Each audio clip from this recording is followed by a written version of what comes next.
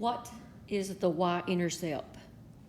Well, this vertical axis is called the y-axis, and this horizontal axis here is called the x-axis, and the y-intercept is where it intersects the y-axis, and that would be here. And that order pair is labeled as 0, -1. So the y-intercept, where does it intercept the y-axis? Is it -1.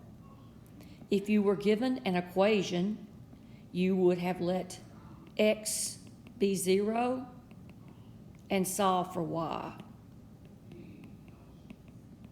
Solve for y to find the y-intercept if you were given an equation.